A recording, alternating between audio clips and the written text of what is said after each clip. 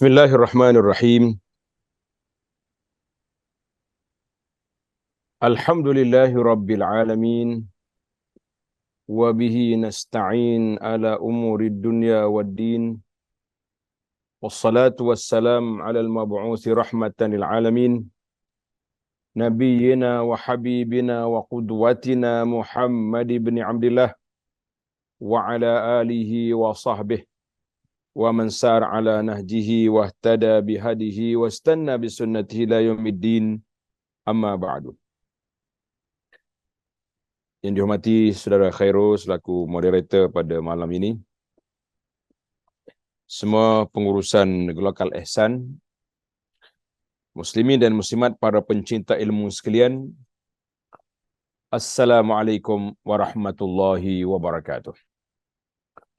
Alhamdulillah, syukur kita kepada Allah Azza wa Jalla pada hari ini 27 Oktober 2023 kita dapat meneruskan pengajian kita dalam tafsir surah Ali Imran.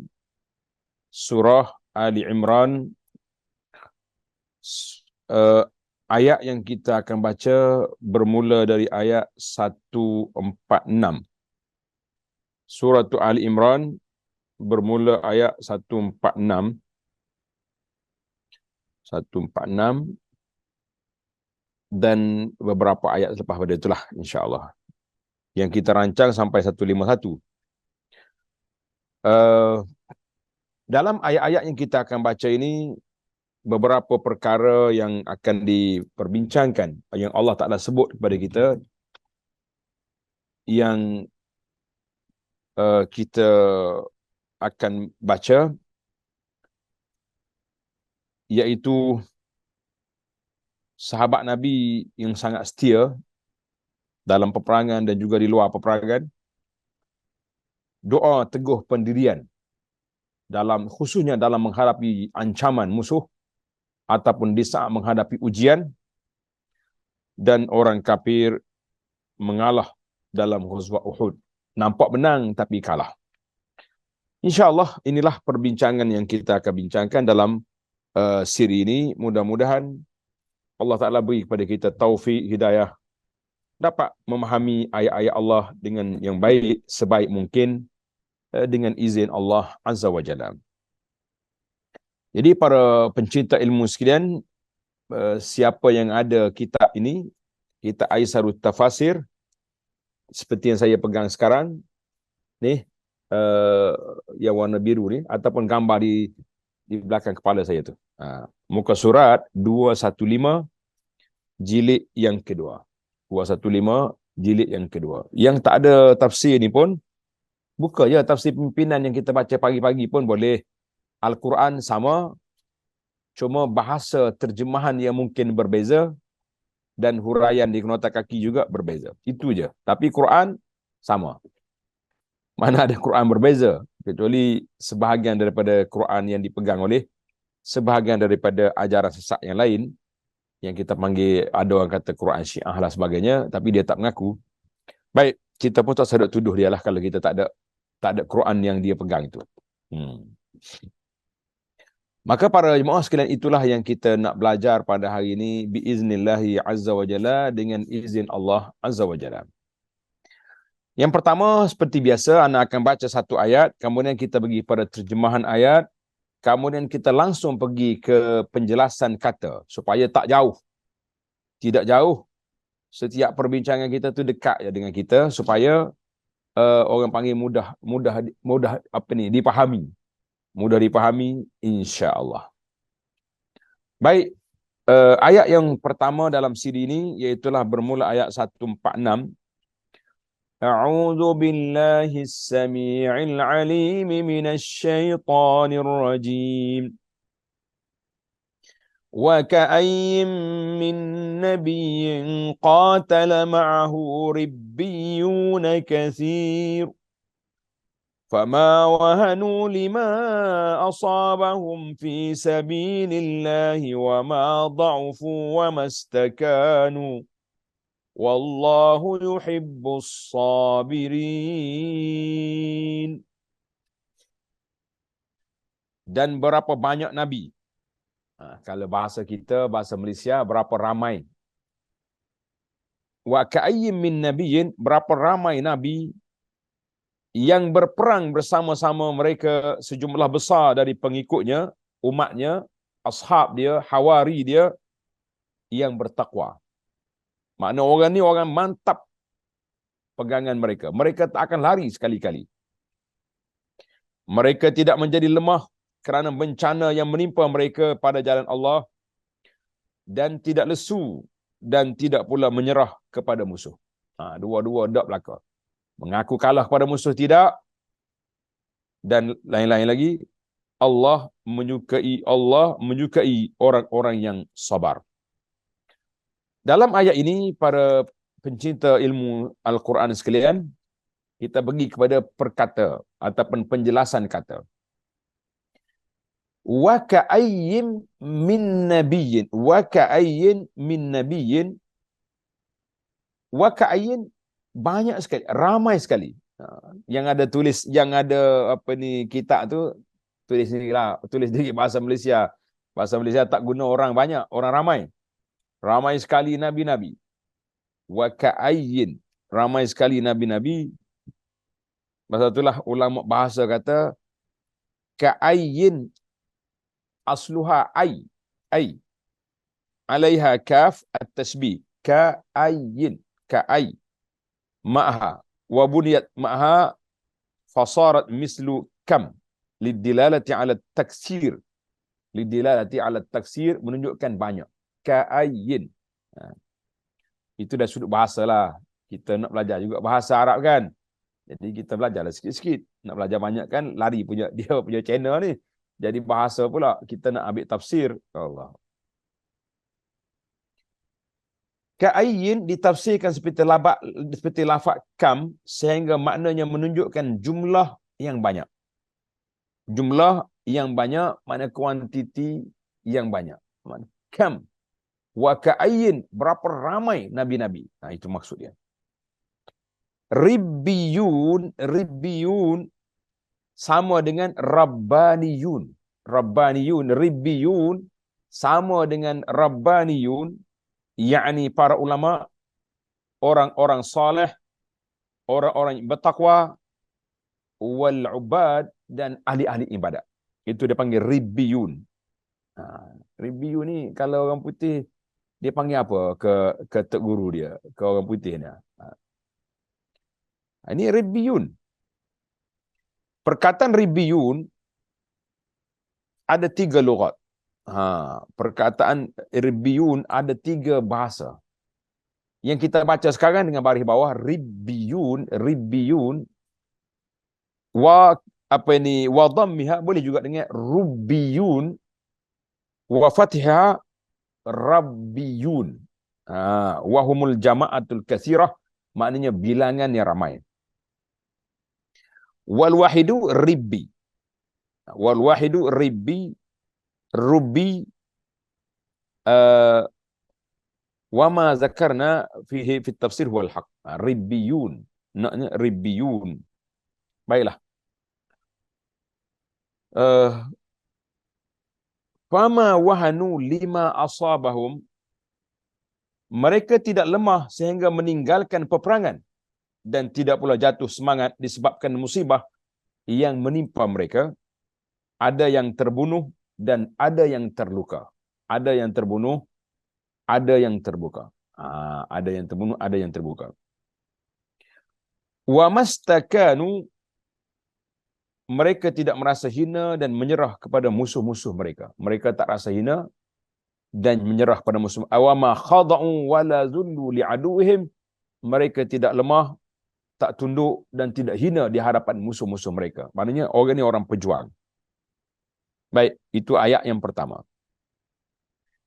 Ayat yang kedua dalam siri ini, ayat 147. Wa ma kana qawlahum illa an qalu rabbana ighfir lana dhunubana. ربنا اغفر لنا ذنوبنا وإسرافنا في أمرنا وثبت أقدامنا وانصرنا على القوم الكافرين. Tidak ada doa mereka melainkan ucapan dengan doa pejuang-pejuang Islam di kalangan para sahabat Nabi kita ataupun hawari Nabi-Nabi yang terdahulu, orang-orang Islam. Apa doa mereka? Tanda tuan. Pelajar-pelajar pencinta ilmu tanda permohonan yang pertama, Rabbana ghfir lana zunubana, wahai Tuhan kami, ampunilah dosa-dosa kami. Satu, kita minta ampun dosa. Wa israfana fi amrina, dan tindakan-tindakan kami yang berlebih-lebihan dalam kehidupan ini. Dua. Tiga, wasabbit aqdamana, dan tetapkanlah pendirian kami. Empat, wansurna 'alal qaumil kafirin, dan tolonglah kami terhadap kaum yang kafir. Tolonglah kami terhadap kaum yang kafir. Ini ayat ini Allah SWT ajar kepada kita orang-orang yang berperang bersama dengan Nabi, mana para sahabat yang setia. Inilah permohonan mereka. Rabbana ghfir lana dzunubana. Satu. Wa israfana fi amrina. Dua. Wa tsabbit aqdamana. Tiga. Wansurna 'alal qaumil kafirin. Empat. Jadi para jemaah sekalian, ambil ayat ini jadikan doa. Doa ini kita sangat perlu sekarang. Kita perlu pada keampunan Allah. Kita perlu Allah maafkan keterlanjuran kita. Kita perlu Allah Ta'ala tetapkan kaki kita di atas jalan yang benar, alal haqqi wa alal sunnati. Dan kita perlu Allah Ta'ala bantu kita untuk mengalahkan kaum yang kafir, kaum yang menentang Islam, termasuk juga kaum-kaum yang menentang sunnah Nabi sallallahu alaihi wasallam. Tengok penjelasan kata.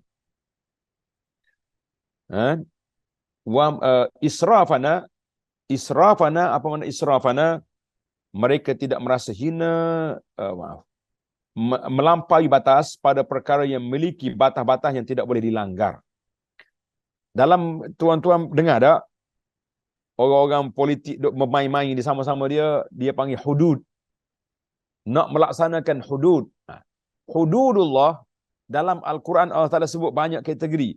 Tilka hududullah fala taqrabuha. Satu.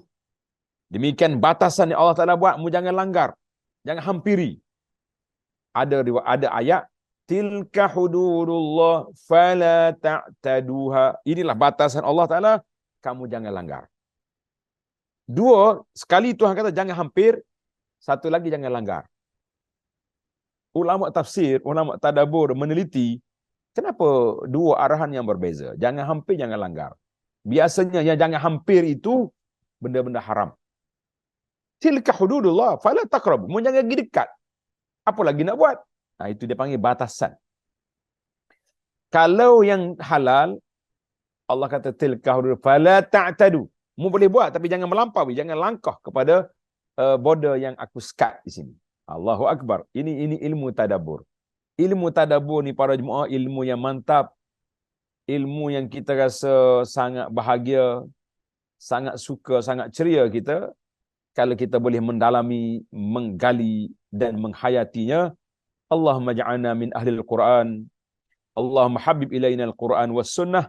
Ya Allah, campak dalam hati kita ni cinta kepada Quran dan sunnah, dan jadikan kami semua ni ahlul Quran, orang yang mempelajari Quran, yang beramal dengan Quran. Amin ya rabbal alamin.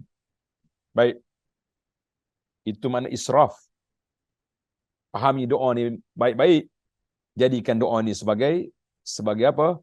Sebagai doa yang kita baca. Baik. Satu je perkataan. Kemudian kita berpindah kepada ayat yang ketiga. Fa'atahumullahu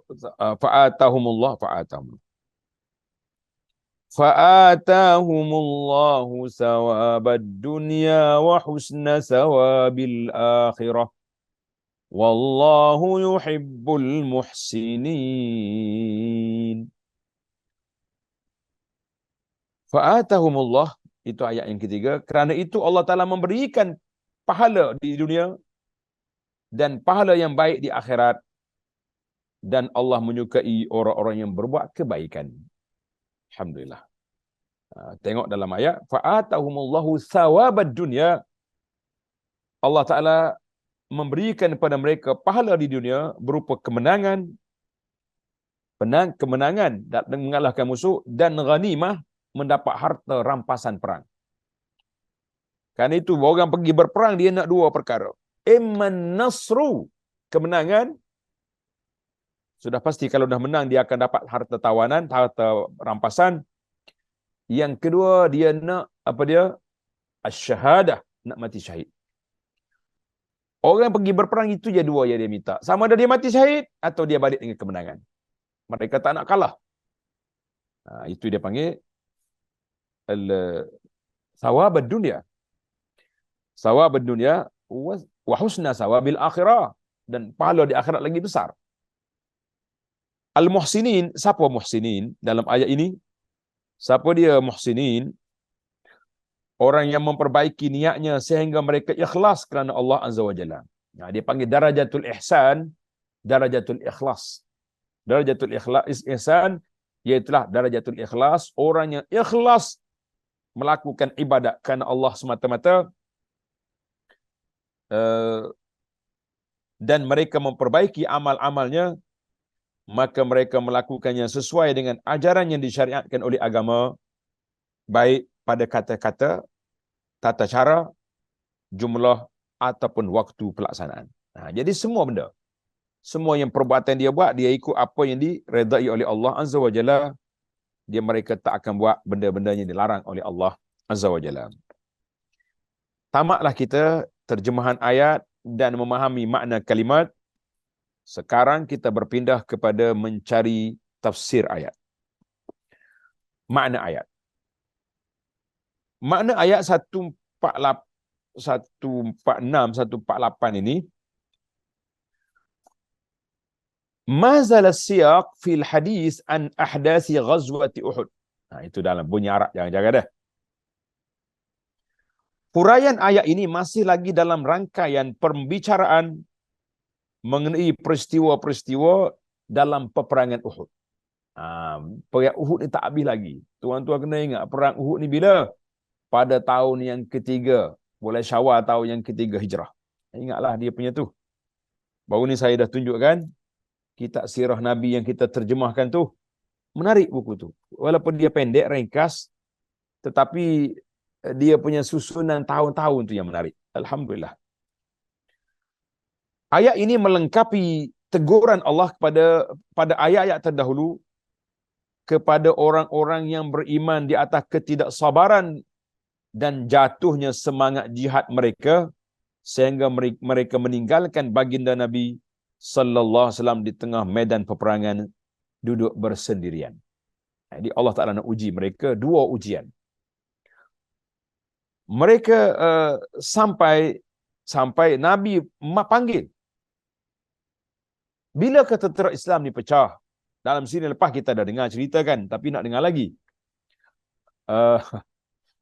Sewaktu Nabi sampai di Uhud, Nabi dah letak 50 orang tentera pemanah, dia panggil Ar-Rumah, di atas bukit. Bukit tu nama dia Jabal Ainaini. Bukit dua mata. Nabi letak 50 orang atas bukit. Nabi kata, la tabrahu hadzal makan. Kamu jangan tinggal tempat ini walau apa yang terjadi. Allah Ta'ala uji mereka, godaan. Ada yang mula turun, ada yang tinggal. Maka ketika itulah berlakunya pecahnya tentera Islam. Beberapa orang sahabat terpisah daripada Nabi SAW.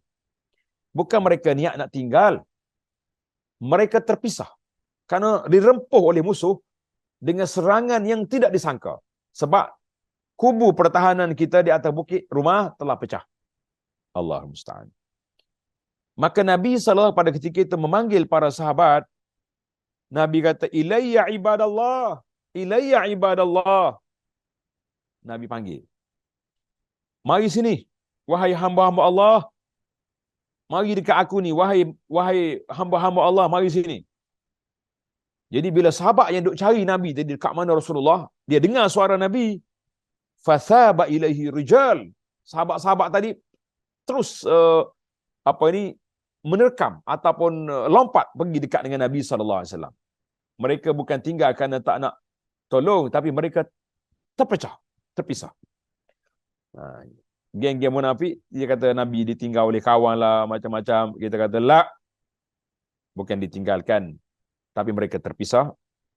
Ghafarallahu lana walahum. Moga Allah Ta'ala beri keampunan kepada sahabat-sahabat yang terpisah itu. Jadi faqala ta'ala mukhbiran bima yakunu, maka Allah Subhanahu wa taala berfirman dalam ayat yang kita baca ini terdapat ibrah, pengajaran dan pelajaran dan peringatan bagi orang-orang yang beriman. Orang yang beriman, wa ka'ayyin min nabiyyin, berapa ramai nabi-nabi. Orang dulu, berapa ramai nabi-nabi dulu.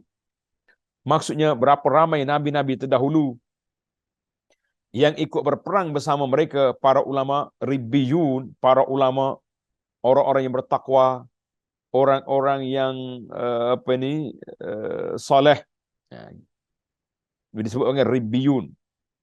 Maka mereka tidak merasa lemah dan hina, serta tidak menyerah pada musuh mereka. Mereka pun tidak tunduk pada musuh sebagaimana yang difikirkan oleh sebahagian orang dari kamu sekalian.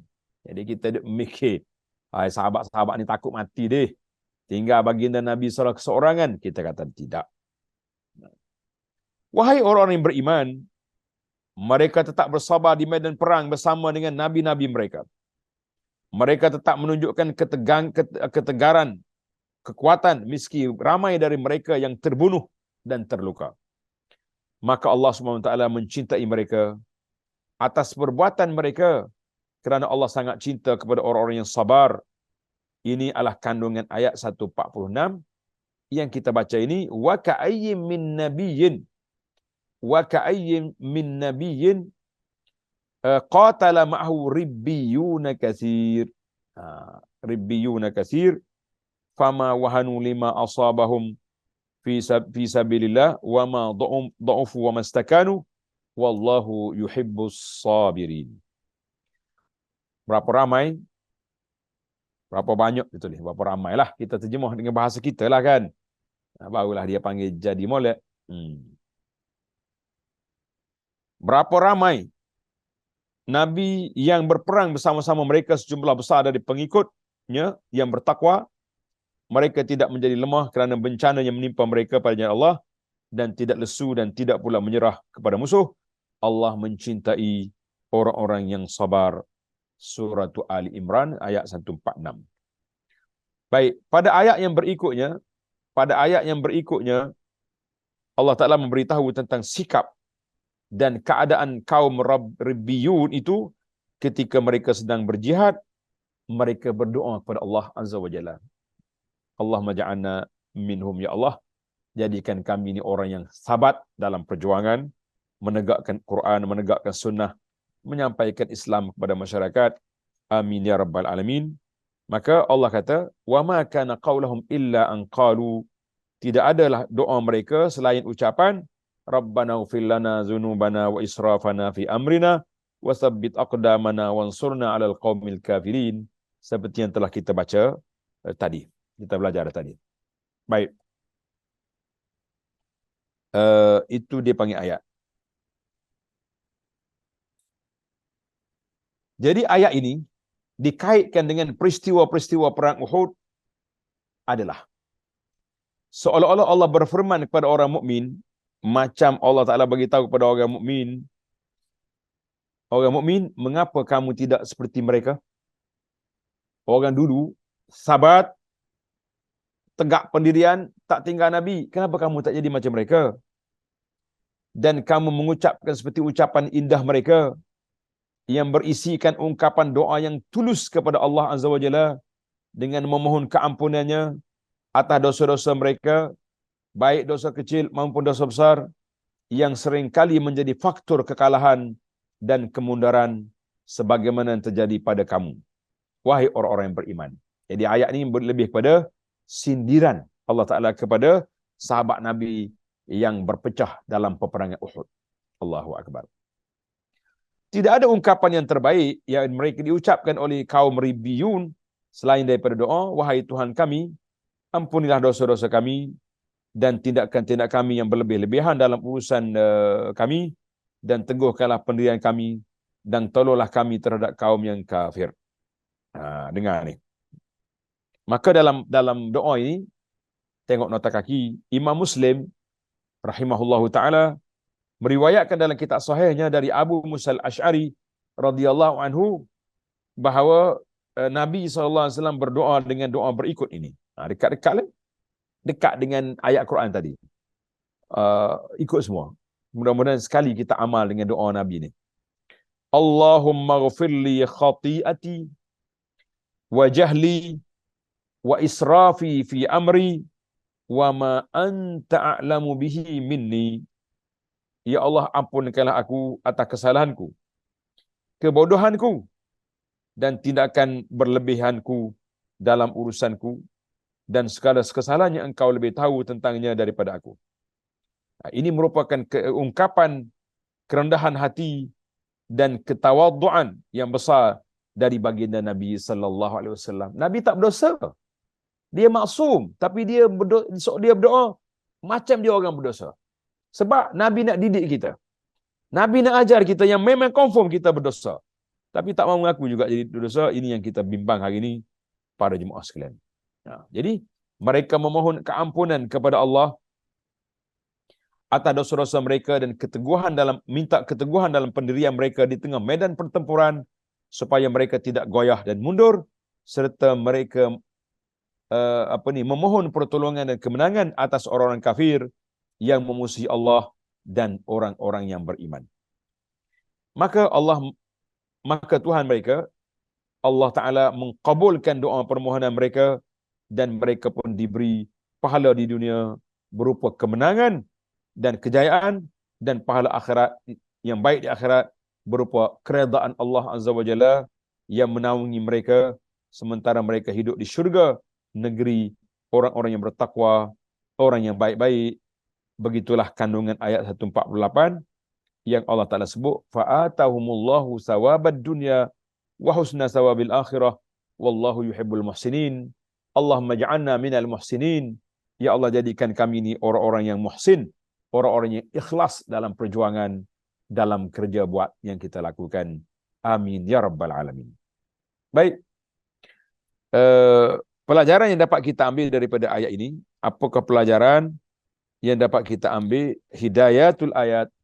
Pelajaran yang dapat kita ambil daripada ayat ini, yang pertama, at-targhib, anjuran, galakan untuk meneladani orang-orang yang saleh dalam keimanan, jihad, kesabaran dan ucapan baik mereka. Jadi kita kena iktisab, maknanya mencontohi. Kita buat contoh pada orang yang baik-baik. Allah Ta'ala sebut orang yang baik, orang yang berjuang, orang yang berdoa minta sabat. Jadi kita juga ikut mereka. Kita jadikan ini doa kita, dan kita berjuang menegakkan Islam dalam diri, dalam keluarga, dalam masyarakat, dan insya-Allah sampai ke dalam negara. Amin ya rabbal alamin. 2. Keutamaan bersabar dan berbuat baik, ihsan, kerana Allah Subhanahu wa taala sangat senang kepada orang-orang yang bersabar dan berbuat baik. 3. Keutamaan menyibukkan diri dengan berzikir dan berdoa di saat turunnya musibah dan kesulitan hidup. Ingat molek ni. Jadi kita ni bila susah, terlupa baca Quran, terlupa nak berzikir, terlupa. Yang kita ingatnya apa dia? Yang kita ingat Facebook, duduk mengadu di Facebook ya, cerita sana, cerita sini, entah apa yang berlaku kepada diri kita. Habis kita report, habis kita lapor, kita lupa nak lapor kepada Rabbus samawati wal ardi, Tuhan yang penguasa langit dengan bumi, yang mampu menghilangkan kesusahan kita. Allahu Akbar. Jadi kan, tengok nota di bawah kata, teladan kita adalah Rasulullah sallallahu alaihi wasallam, yang apabila baginda mengalami permasalahan yang besar, maka baginda segera melakukan salat. Ini punca besar pertolongan Allah Azza wa Jalla. Salat merupakan bentuk yang paling konkret dan jelas untuk mengingat berzikir kepada Allah. Salah satu ungkapan zikir yang disyariatkan ketika terkena musibah adalah ucapan inna lillah wa inna ilaihi raji'un. Itulah ucapan kita. Itu lebih jauh, lebih utama, berguna daripada keluh kesah. Jadi zikir, ingat pada Allah Ta'ala, baca-baca doa ni lebih baik, lebih utama daripada sikap keluh kesah dan memperlihatkan sikap menyesali diri dan meminta belah kasihan makhluk. Lebih buruk lagi, dengan marah-marah, mengamuk, stres, menangis, menjerit-jerit, kemurungan, depression dan macam-macam perangai lagi, lupa kita kepada qada dan qadar Allah Azza wa Jalla. Allahumma sabbitna alal haqi, ya Allah sabatkan kami di atas jalan yang benar. Amin ya rabbal alamin. Yang keempat, kemurahan Allah yang diwujudkannya dalam mengkabulkan doa hamba-hambanya yang mahu bersabar dan berbuat baik. Mana Allah Ta'ala sangat kasih sayang dia kepada hamba dia yang bersabar dan hambanya yang berbuat baik. Mudah-mudahan kita masih dapat tempias segala kebaikan, segala rahmat, segala kasih sayang yang Allah anugerahkan kepada kita ini. Amin ya rabbal alamin. Baiklah. Itu ayat tentang orang-orang yang baik, ribbiyun. Sekarang kita berpindah pula kepada arahan Allah Azza wa Jalla supaya jangan mudah koyak. Saya guna bahasa netizen. Jangan mudah koyak apabila orang kafir serang kita, kacau kita ataupun menggugat kestabilan hidup kita. Semata-mata kita mempertahankan Allah Azza wa Jalla. Jangan lari, jangan takut, jangan mudah koyak dan jangan apa-apa jelah. Baik, ayat 149. Ya ayyuhalladzina amanu in tuti'u alladzina kafaru yaruddukum ala aqabikum fatanqalibu khasirin.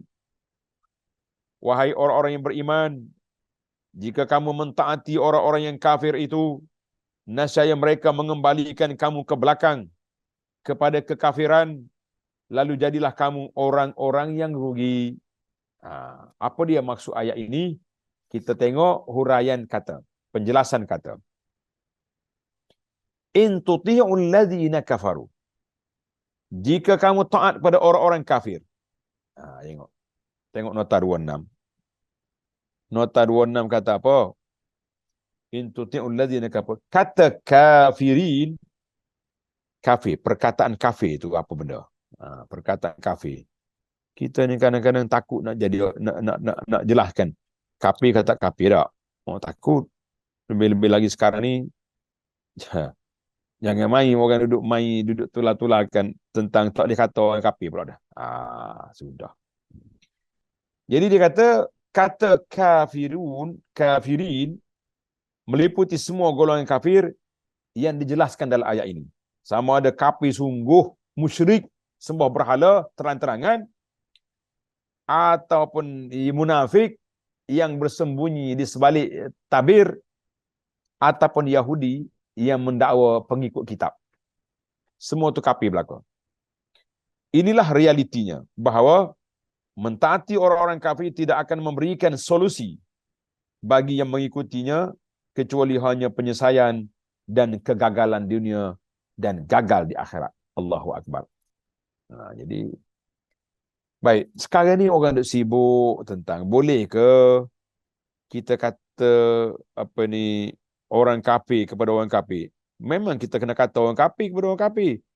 Mana boleh tak kata kafir kepada orang kafir? Kalau tak kata tu, siapa dia tak kata kafir kepada kafir, bahaya. Dan kita nak kata orang apa itu? Cuma dari sudut khitab. Khitab ni maknanya berinteraksi berdepan. Orang tak kata hey kafir. Tak kata gitu. Lama dah saya duduk bawa cerita ni. Kita kena guna bahasa sopan lah depan orang. Kita kata contohnya dalam majlis ramai-ramai, ada Muslim, ada tidak Muslim. Assalamualaikum kepada saudara-saudara yang Muslim dan salam kepada saudara non-Muslim. Dan salam kepada saudara kafir. Apa cakap macam ni? Orang tak kecek. Orang kata orang tak kecek lah gitu. Itu orang tidak sopan dalam majlis. Tak kata. Tapi walau macam mana pun perkataan kafir kita kena kata. Sebab kafir itu jenis pegangan, jenis amalan. Mana-mana orang yang kufur pada Allah Taala, nama dia kafir. Tapi nak panggil dia si kafir tak boleh lah. Kalau depan dia, ini kita kena belajar lah. Ilmu al-khitab, dia panggil ilmu mukhatabah, ilmu percakapan. Tak ada isu apa sebenarnya. Isu yang dia orang tu, ni sehari dua ni lah, dia balas dalam parlimen. Ana waktu free tengok juga apa yang orang yang pentadbir negara ni nak bawa kita ke mana. Nah, rupa-rupanya waktu dia berkelahi dalam parlimen, lebih kurang dekat zon negara ya. Sebahagian daripada perangai yang ada itu. Jadi bahasa-bahasa macam ni bagi mereka tak pelik lah kalau dalam apa ni, dalam kawasan mereka itu. Tapi orang tak cakaplah sopan-sopan, ni bertompek, melau. Tak tahulah apa akhlak yang diguna pakai dalam parlimen Malaysia ni. Saya tak tuju pada siapa-siapa. Saya kata orang dalam tu yang bercakap. Baik, balik semula kepada intuti'ul ladzina kafaru. Punca melilau kita keluar kawasan ni sebab perkataan kafir tadilah. Tak sebutkan, orang kata Abu Anas lalu dah ayat ni senyap je, sibuk dah tu. Jangan duk panggil orang kafir walaupun dia kafir sungguh. Apalagi sebahagian orang ni mengkafirkan orang. Ada ustaz ni suka mengkafirkan orang. Mana ada ustaz yang betul-betul perjuang sunnah mengkafirkan orang? Tidak ada. Yang adanya menjelaskan batas iman dengan kufur, itu kewajipan pendakwah. Menjelaskan batas iman dan kufur, itu penjelasan orang dakwah. Kalau tidak, mana orang tahu? Ini perbuatan ni salah, tak boleh buat ni. Boleh membawa pada syirik, boleh membawa pada kufur. Sekarang ni, bila kita tak larang, orang ingat pergi duduk gosok kubur, pergi duduk bergendang di kubur, pergi duduk haul di kubur ini, suatu ibadat, suatu syiar Islam. Apa sudah jadi? Dengan negara tercinta. Sebab ditegur, bila kita tegur kena pukul, kalau tak tegur, maka itulah yang terjadi. Allahul Musta'an. Baiklah. Tengok ayat. Yaruddukum, yang dimaksudkan, tengok ni, semula. In tuti'ul ladzina kafaru, jika kamu taat pada orang kafir, yang dimaksudkan adalah menerima pendapat mereka dan mengambil arahan mereka.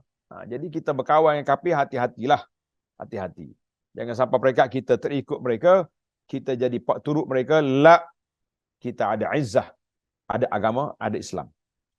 Yarudukum ala aqabikum, mereka mengembalikan kamu kepada kekafiran sesudah kamu beriman. Na'udzubillah. Khasirin, kehilangan segala kebaikan di dunia. Mana khasirin dengan mana kamu akan rugi. Rugi dengan mana kehilangan segala kebaikan di dunia, bahkan kehilangan diri kamu dan keluarga kamu pada hari akhirat esok. Semua kebaikan yang dibuat oleh orang ni, kalau dia kafir, dia syirik, dia murtad, maka dia akan hilang semua pahala-pahala yang dia buat. Ni orang kafir-kafir yang baik-baik ni. Tadi kata tak disebut orang kafir.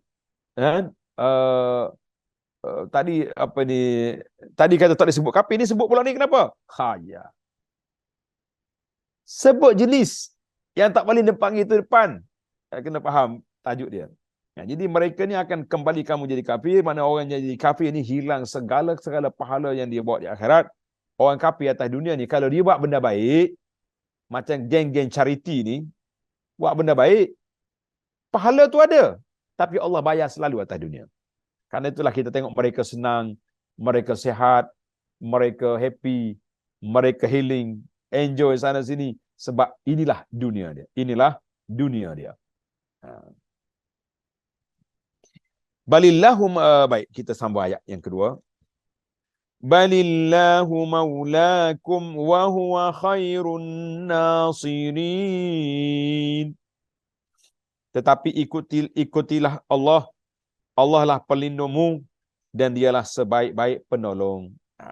Apa maksud ayat ini? Balillahu maulakum, tetapi ta'alah kamu sekalian kepada Allah, Rabb dan pelindungmu serta kekasihmu. Kerana Allah adalah sebaik-baik zat yang ditaati, yang paling berhak untuk ditaati. Zat ditaati, paling berhak untuk ditaati. Dua-dua sekali. Baik, kita sambung pada ayat seterusnya. Sanulqi fi qulubil ladzina kafarur ru'b. Sanulqi fi qulubil ladzina kafarur ru'ba bima asyraku billahi ma lam yunazzil bihi sultana wa ma'wahumun nar wa bi'sa maswaz zalimin.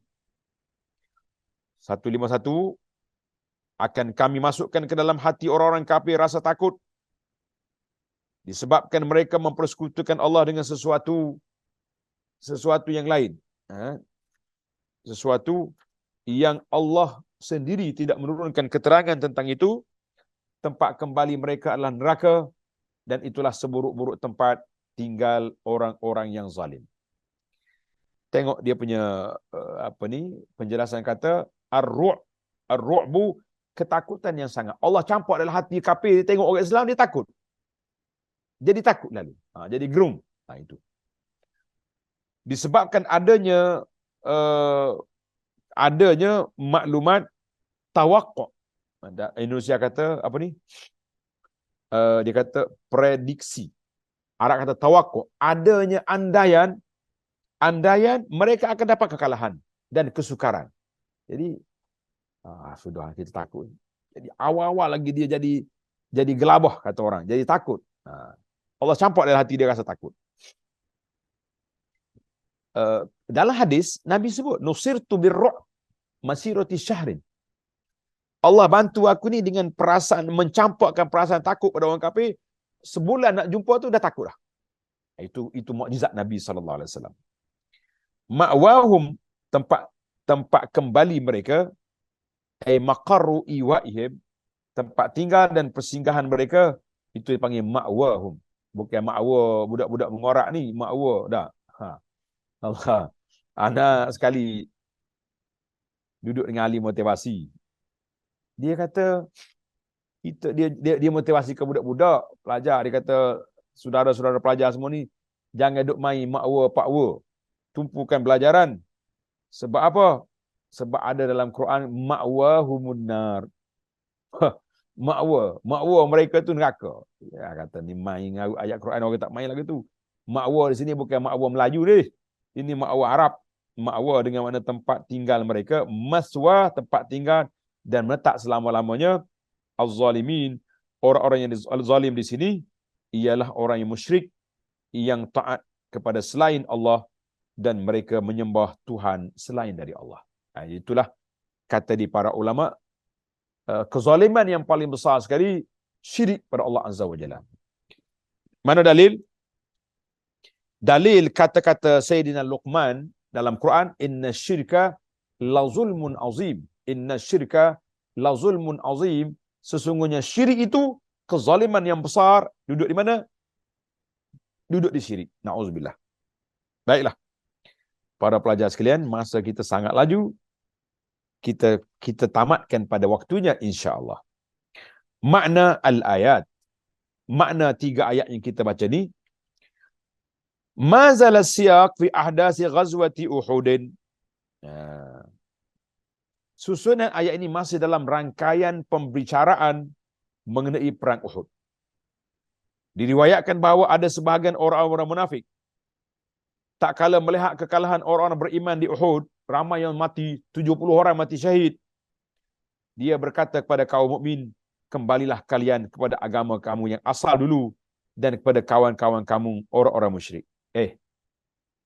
Aku rasa agama Muhammad ni tak betul. Kalau betul takkanlah sampai 70 orang mati. Pak saudara dia sendiri, Hamzah mati. Terburai perut dia. Baiklah kau balik cepat-cepatlah. Mari kita balik semula ke pangkal jalan, kata orang. U-turn balik. Seandainya Muhammad seorang kita kata sallallahu alaihi wasallam, seorang nabi, pastilah dia tidak terbunuh. Dan ucapan orang-orang munafik lainnya yang mereka katakan pada saat-saat sulit seperti itu, yang akhirnya menyebabkan turunnya panggilan ilahi kepada orang yang beriman, yang menyerukan agar mereka meningkatkan kewaspadaan untuk tidak mengikuti usulan, cadangan dari orang-orang kafir. Maka Allah Ta'ala peringat kepada orang beriman, Ya ayyuhalladzina amanu, wahai orang yang beriman, in tuti'ul ladzina kafaru, kalau kamu taat, dengar nasihat, dengar dia punya cadangan, puak-puak kafir, kafir ni masuk semua tiga kategori, kafir tulen, kafir munafik, Yahudi, yaruddukum ala aqabikum fatanqalibu khasirin, nascaya mereka mengembalikan kamu ke belakang kepada kekafiran, lalu jadilah kamu orang-orang yang rugi. Ini dia panggil, ada apa dia panggil munasabah. Wajhul munasabah di antara ayat ini dengan ayat yang lalu, apa dia? Dengar ni. Menarik ni. Dia panggil ilmu munasabah. Dia panggil korelasi. Korelasi itu munasabah.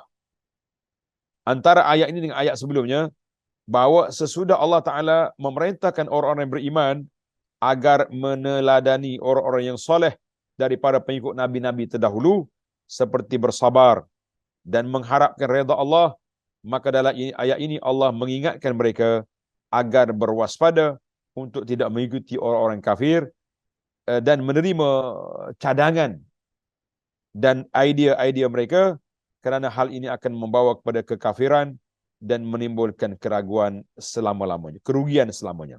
Jadi jangan ikut. Baik. Itu ayat yang disebut di atas tadi. Baiklah. Jadi kalau mengikut puak kafir, kamu akan rugi. Tidak diragukan lagi bahawa orang-orang kafir mengajak orang-orang yang beriman untuk mentaati mereka dengan melaksanakan cadangan-cadangan mereka yang nampak luarnya seolah-olah nasihat, yang membangun, yang membina, tetapi sebetulnya itu berisi penipuan dan penipuan dan permainan yang cukup berbahaya. Nampak macam baik, tak?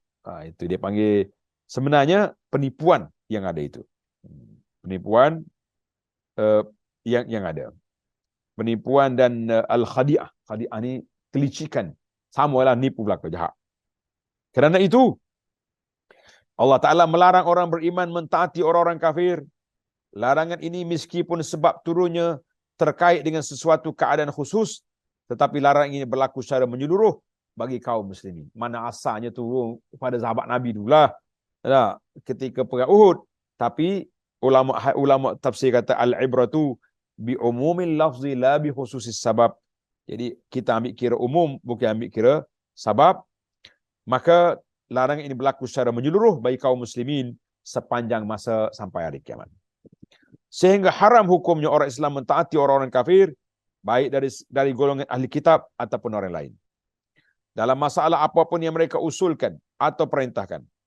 Sesiapa yang mentaati orang-orang kafir, maka mereka akan menariknya kepada agama mereka, dan kemudian ia akan merugi di dunia dan akhiratnya. Na'udzubillah, kita minta berlindung Allah Ta'ala daripada kerugian dunia, lebih-lebih lagi rugi di akhirat.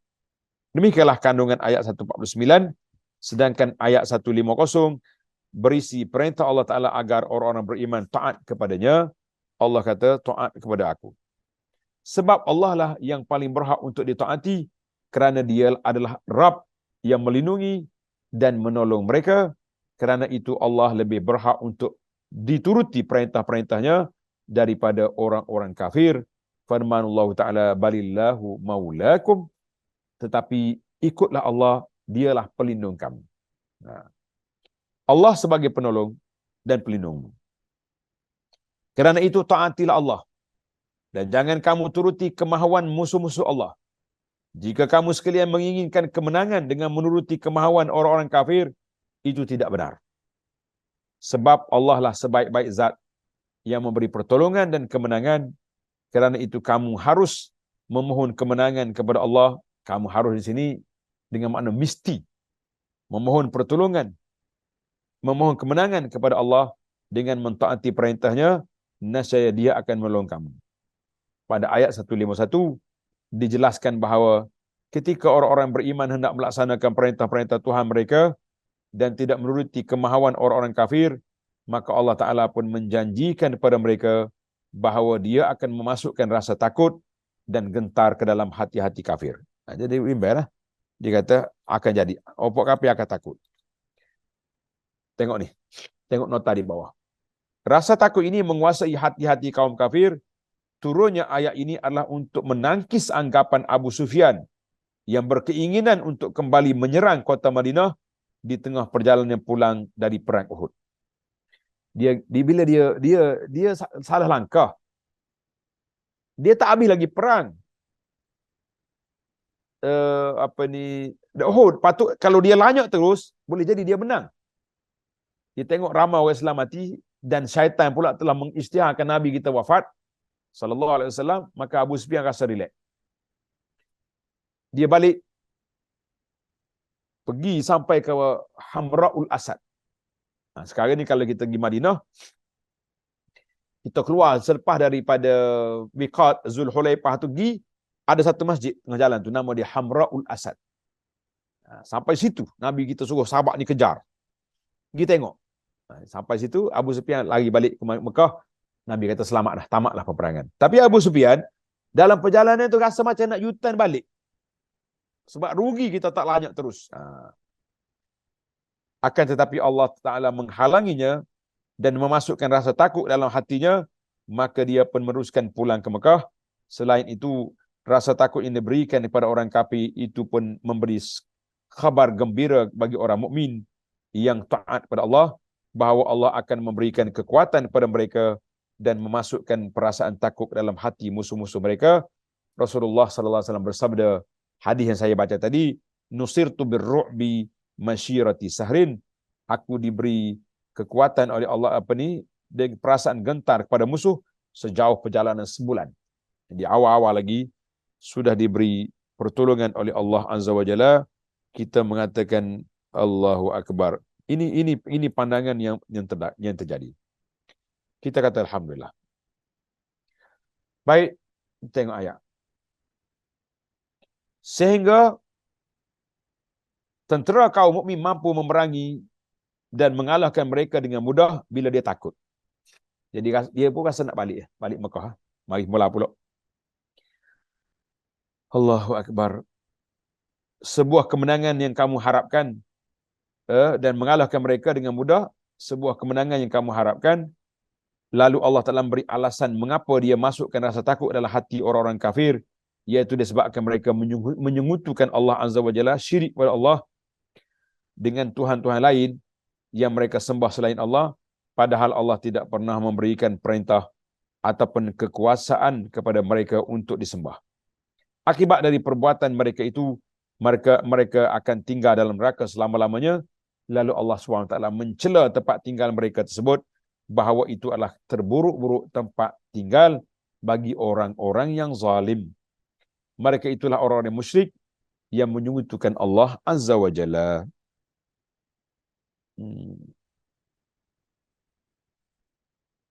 Baik. Kita pergi ke hidayatul ayat. Orang panggil apa ni? Faedah ayat ataupun pelajaran yang dapat diambil dari ayat 149, 151 yang pertama. Haram hukumnya taat dan mengikuti orang-orang kafir dalam keadaan tidak terpaksa. Adapun dalam keadaan terpaksa, kita dipaksa, dijajah contohnya, tak ada kuasa kita. Maka jika ia tidak tahan diseksaan mereka, maka diperbolehkan ia menuruti kehendak keinginan mereka dengan syarat hatinya tetap suka, tetap tidak suka, tetap dengan iman, tidak suka dan benci kepada perbuatan mereka itu. Hal ini sesuai dengan firman Allah Ta'ala dalam surah An-Nahl ayat 106, kan? Illa man ukriha wa qalbuhu mutmainnun bil iman. Illa man ukriha wa qalbuhu mutmainnun bil iman, kecuali orang yang dipaksa kafir padahal hatinya tetap tenang dalam beriman. Ini selamat. 2, naik atas balik. Penjelasan tentang alasan haramnya mentaati orang-orang kafir kerana perbuatan itu akan bawa kepada kemurtadan. Keluar dari Islam, na'udzubillah. Jangan duduk ikut puak kafir, jadi murtad. 3. Bukti kebenaran sebuah ungkapan, barang siapa mentalaban nasra min ghairillah azallahu Allah. Siapa yang mencari kemenangan dan kemuliaan kepada selain Allah, maka Allah akan menghinakannya. Na'udzubillah. 4.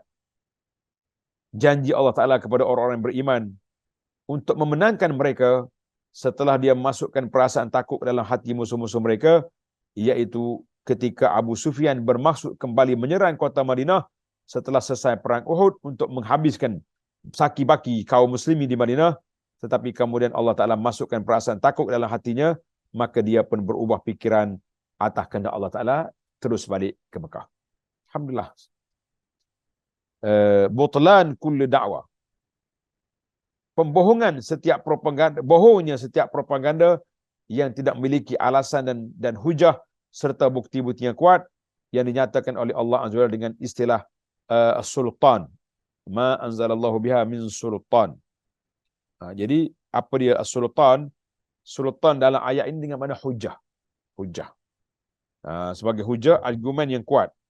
Kerana kebenaran boleh dipercayai, diambil atas dasar hujah dan atas dasar as-sultan, kekuasaan. Dan penguasa disebut dengan nama sultan adalah menjadi petunjuk dalam mengangkat kebenaran dan mencegah kebatilan. Itu dipanggil sultan. Sebab hanya hujah yang kuatlah yang mampu membuktikan kebenaran, dan dengan hujah pula seorang boleh mendapatkan kebenaran itu, insya-Allah. Alhamdulillah, tamatlah secara ringkas tafsir kepada ayat yang kita belajar dalam siri ini. Subhanakallahumma wa bihamdika asyhadu an la ilaha illa anta astaghfiruka wa atubu ilaik. Wa sallallahu ala nabiyyina Muhammad wa ala alihi wa sahbihi ajma'in. Walhamdulillahi rabbil alamin. Wassalamualaikum warahmatullahi wabarakatuh. Waalaikumsalam warahmatullahi wabarakatuh. Alhamdulillah Datuk, banyak perkara yang beribrah malam ni. Dan ayat yang last tadi, perintah Allah dengan syirik semua tu. Di sini ada satu persoalan Datuk. Silakan. Okey. Majoriti masyarakat kita tak dapat membezakan antara kafir, kufur, munafik. Apa agaknya cara yang paling berkesan? Kafir, kufur, munafik. Yeah. Dia ada kaitan lah. Kafir tu makna kafir, orang kafir. Dia bahasa Arab ni dia tukar-tukar ya, kafir, kufur. Kafir, kufur. Ya. Dia boleh bertukar dua tu. Jadi kalau kata kafir, maknanya orang yang kafir pada Allah SWT. Kufur pun sama juga. Cuma munafik berbeza sikit. Sebab munafik ni, iaitulah orang yang mendakwa beriman. Dia dakwa dia beriman, tapi dia tak beriman. Itu dia panggil kufur. Dakwa beriman, tapi tak beriman. Dia panggil zahirnya beriman, tapi dalam hatinya kafir. Maka itu yang berbahaya. Sebab apa? Sebab kita tengok dia baik. Kita tengok dia orang beriman, tapi sebenarnya tidak beriman kepada Allah Azza wa Jalla. Dia hanya bermuka-muka, dia hanya berpura-pura. Kita mengatakan itu kategori kafir yang cukup berbahaya. Ada lagi? Di Facebook pun dah habis soalan, kat sini pun dah habis soalan. Alhamdulillah. Alhamdulillah. Baik, insya-Allah kita sambung lagi dalam siri akan datang pada minggu yang berikutnya, pada minggu hadapan insya-Allah. Sekian, assalamualaikum warahmatullahi wabarakatuh.